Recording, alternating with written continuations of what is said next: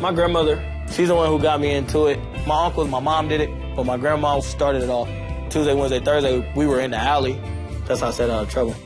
There's a place in my heart for you. I said that our love would be true. When he's not bowling over defenders for the Denver Broncos, C.J. Anderson can often be found hanging out in the alley, where his eccentric but effective wrong foot delivery routinely causes double takes. It's fitting because Anderson's NFL career and his upbringing in rough and tumble Vallejo, California, also got off on the wrong foot. So if we were looking back at a movie of your childhood, what would be like the moment where you'd be going, oh no, I can't believe that I made it out of that? The task force breaking into my house because my uncle sold drugs and was heavily on drugs. You know, they bust the door open.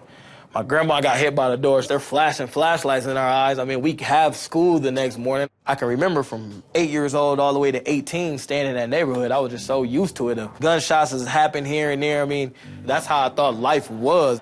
Poor grades relegated Anderson to junior college, and even after earning a scholarship to Cal, he struggled to crack the starting lineup. The low point came in April of 2013 when he hosted a dismal draft party and never heard his name called. Did you throw anything at the TV? Nah, I didn't. I just remember sitting there going, you know, it is what it is. You look back on, you know, what you went through when you grew up. You look back on my journey, after all the hard work that I put in. It's nothing different. Telling me what I can't do and not knowing what I went through to get to where I am, that's what pisses me off and make me upset and make me go play the way I play. Is your running style similar to... To the bowling? Yeah, I think so. I guess you can say the defenders are pins, so I like to knock them around and bounce off of them. Now the rookie free agent stuff is coming. Tell me about the call you got from Denver. It was called by Coach Eric Studersville, and I just remember telling him, man, Coach E, you drafted the wrong back. And he said, well, if you feel that way, come compete. I felt like he was disrespecting me, so I told him I'll be there. Anderson took the slow lane to NFL stardom.